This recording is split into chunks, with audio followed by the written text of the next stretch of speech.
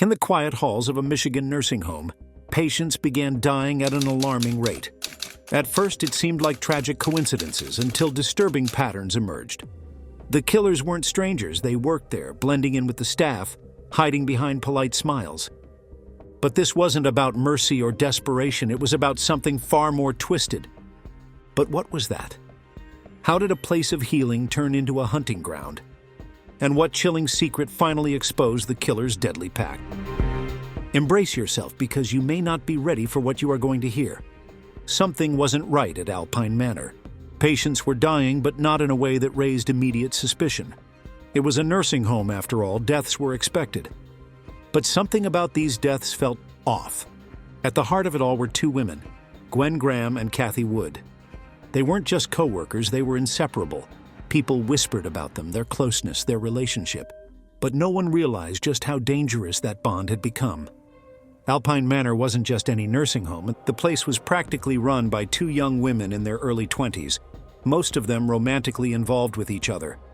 After their shifts, they'd hit the town, drink until they could barely stand, and often end up in each other's beds. Everyone in the area knew about it. A journalist once called it a covey of lesbians. It was a scandal, but nothing compared to what was really happening behind closed doors.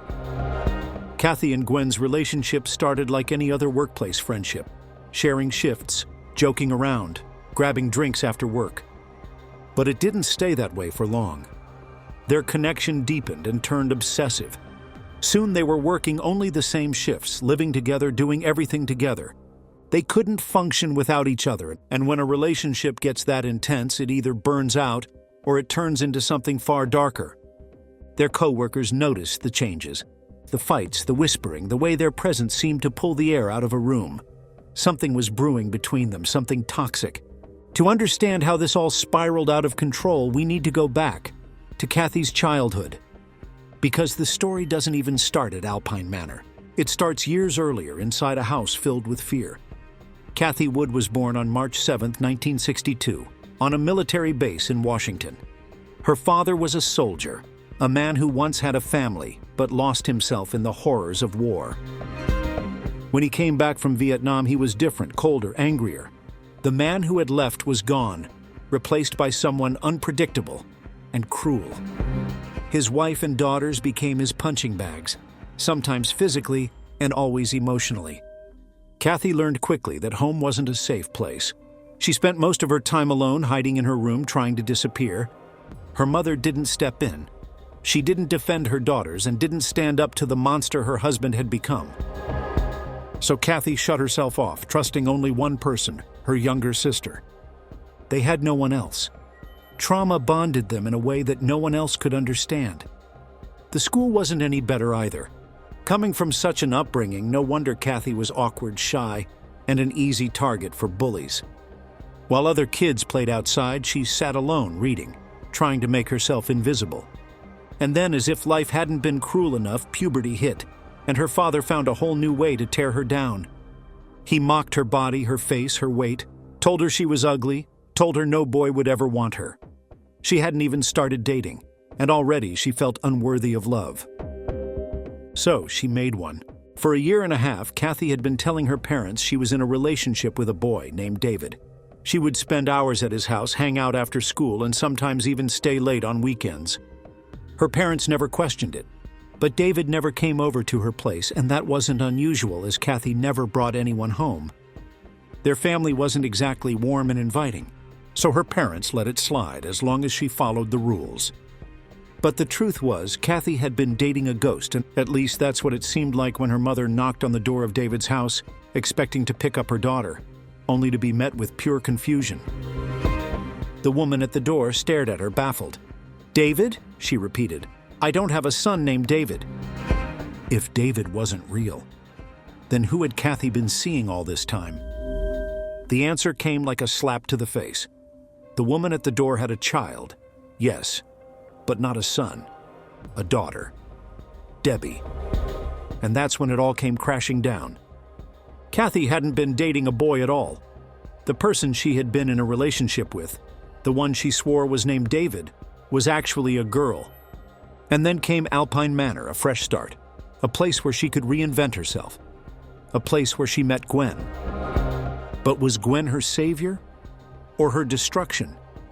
That's the question that haunted everyone when the truth finally surfaced. When Cathy's mother found out, she lost it. She dragged Cathy home, furious, disgusted, refusing to hear a word.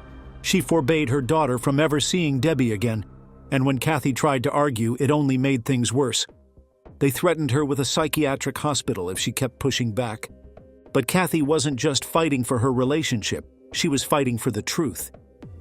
Because, according to her, she had been dating a boy. She insisted she had no idea David was actually Debbie. And more than that, she was sure they had been intimate. She even swore she had lost her virginity to David. But this time, even Cathy's own sister thought she was lying. Because as time went on, one thing about Cathy became very, very clear. She was a compulsive liar. And this wasn't the first time she had twisted reality. The most common theory? Cathy knew she was in a relationship with Debbie. She wasn't some innocent girl who had been tricked. She had been dating a girl, fully aware, but had lied about it to avoid her parents' wrath. Because being a lesbian couple was not quite okay back then. So it made sense she never let Debbie come over, they only met up at her house, and Cathy had a history of always making herself the victim. But in the end it didn't matter, because Cathy was about to move on. And the next person she fell for would change everything. At 16, she met Ken Wood, older, responsible, and nothing like her. He was the kind of guy who had his life together, the opposite of Cathy's wild and unpredictable nature. But he adored her, and that's what mattered. But if Cathy's past had taught anything, it was that her relationships were never as simple as they seemed. And this one? This one would be even worse. It all happened so fast. One moment she was just a teenage girl in a whirlwind romance. The next she was pregnant, engaged, and hurtling toward a life she barely had time to process. In just 8 months, they moved in together and planned their wedding. But deep down, Cathy knew she wasn't ready. Her mother didn't make things any easier, and instead of offering support, she grew colder. There was a bitterness in her eyes, a strange resentment that Cathy couldn't understand. The woman who should have guided her into motherhood seemed more like an enemy than a parent. But why? The answer lay in the past.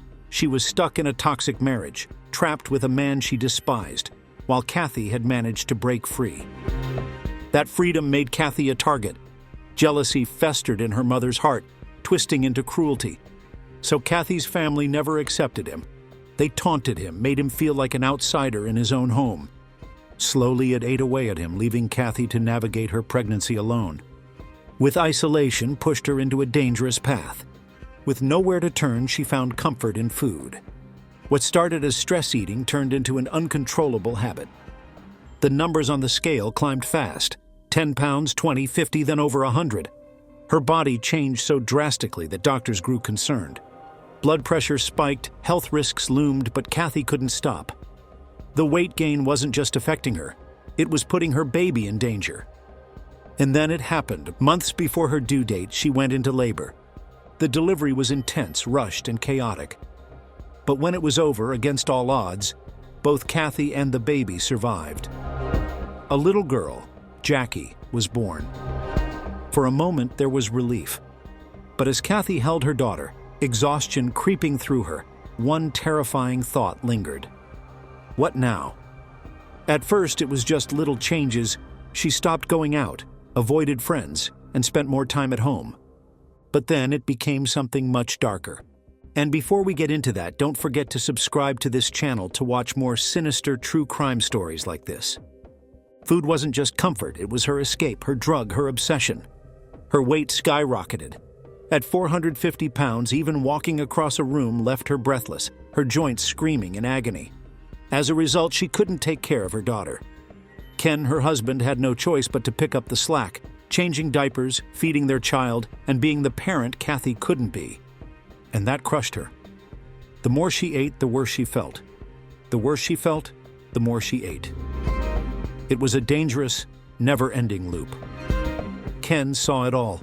He watched his wife disappear into herself, growing angrier, more bitter, more unreachable. He wanted to help, and so he came up with a plan. If she could get a job, maybe that would force her back into the real world.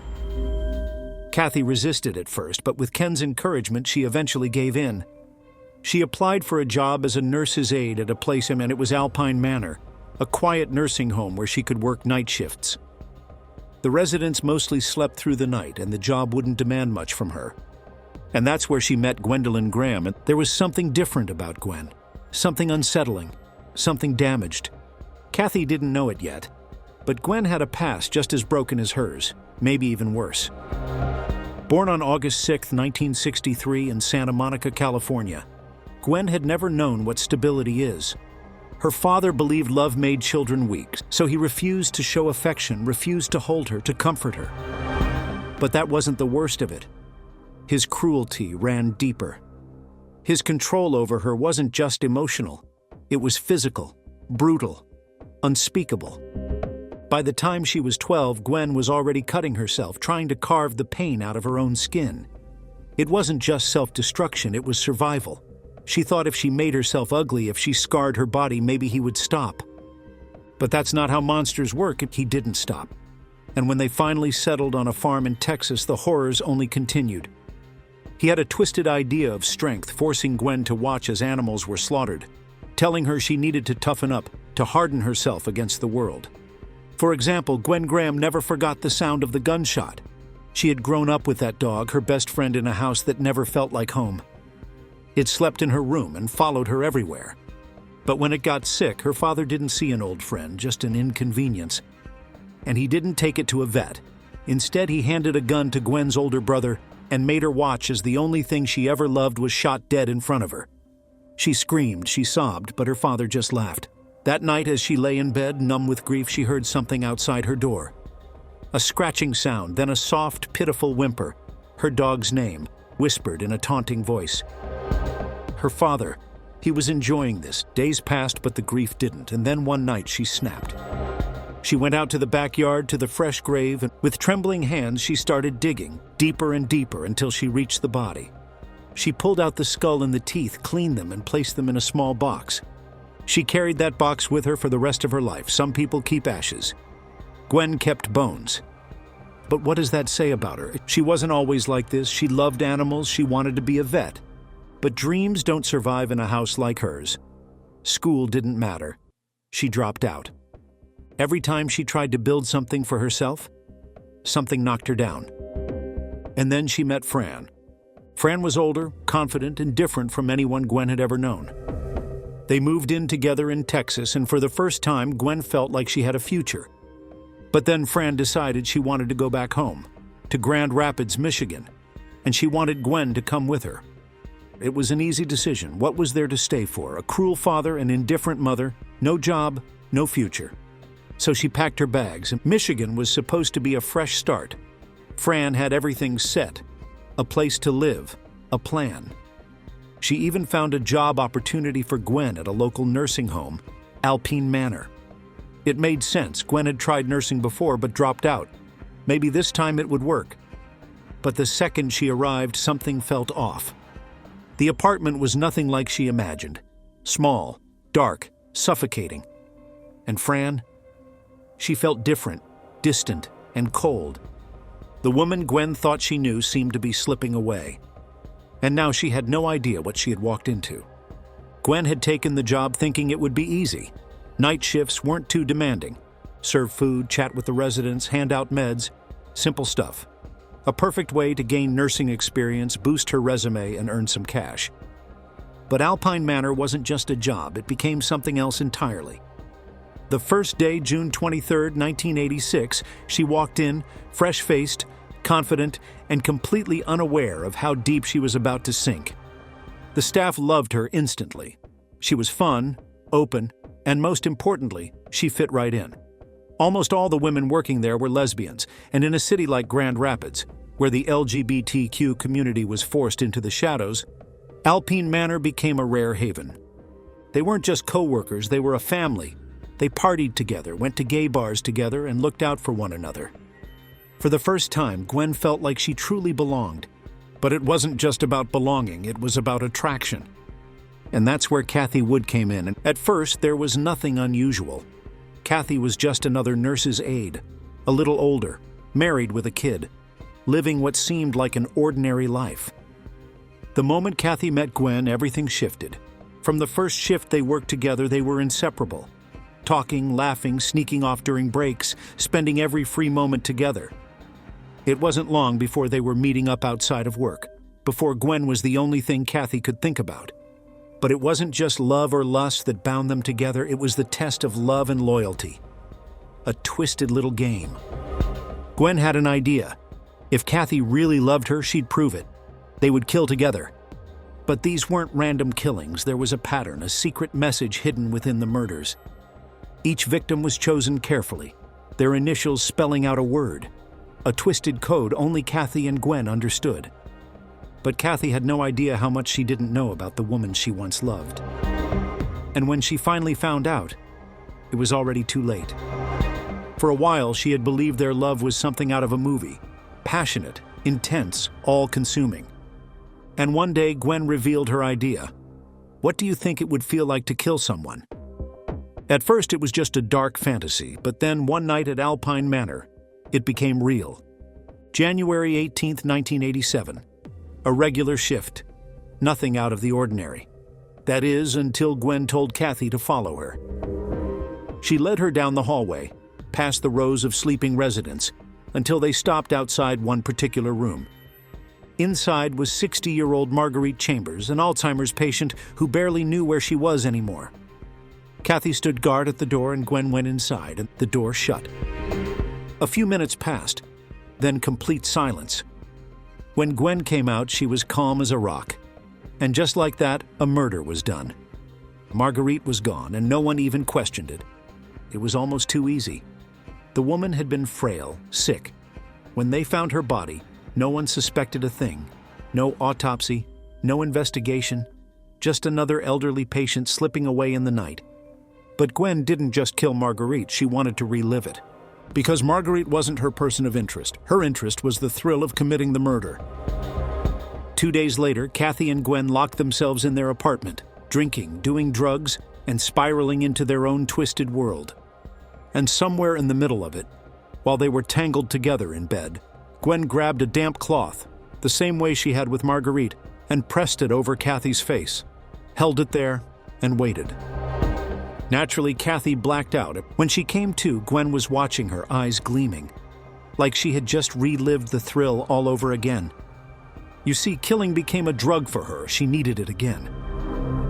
Their next target was Myrtle Luce, days away from her 96th birthday.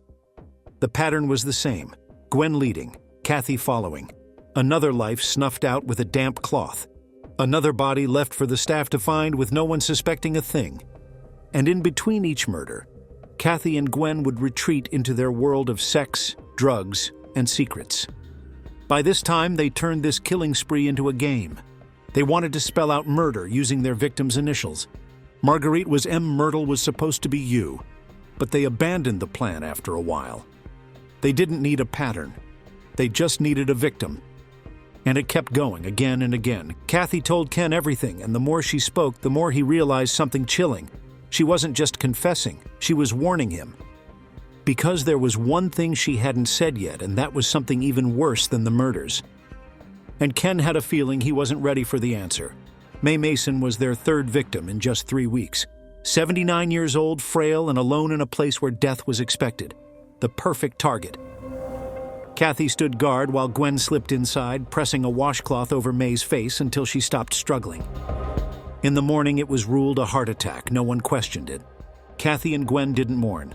They celebrated. They had a tradition, a sick little ritual they repeated after every kill.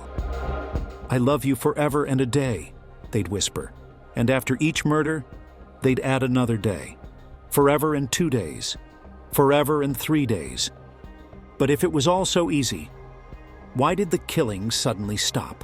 Killing wasn't stopped because of guilt or fear. It was because Cathy discovered something far more disturbing than murder. Gwen had found someone else. The moment she caught Gwen cheating on her with Robin, another nurse's aide from Alpine Manor, she felt her world collapse. This wasn't just betrayal. It was a pure humiliation for her. With nowhere else to turn, Cathy found herself reaching out to the one person she thought she'd never need again, her ex-husband, Ken Wood. and as they talked, the weight of her past choices settled in. She had abandoned her family for this woman.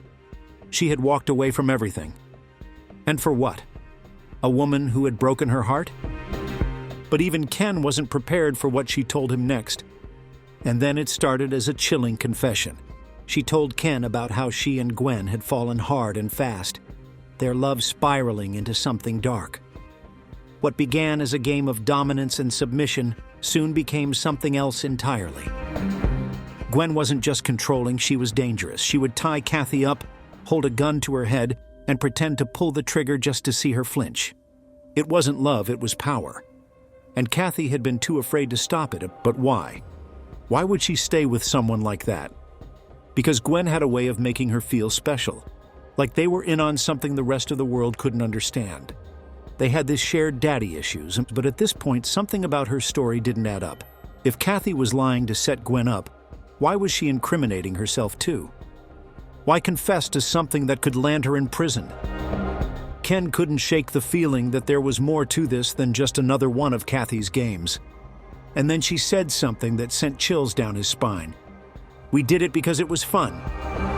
The words hit Ken like a punch to the gut. This wasn't about revenge. This wasn't about anything rational. It was pure, cold-blooded enjoyment. There was no mercy, no justification, just the thrill of it. That was when Ken knew Cathy wasn't just lying this time. She was telling the truth. But what could he do? He wanted to go to the police. He wanted to run out of that house and tell someone, anyone, what he had just heard.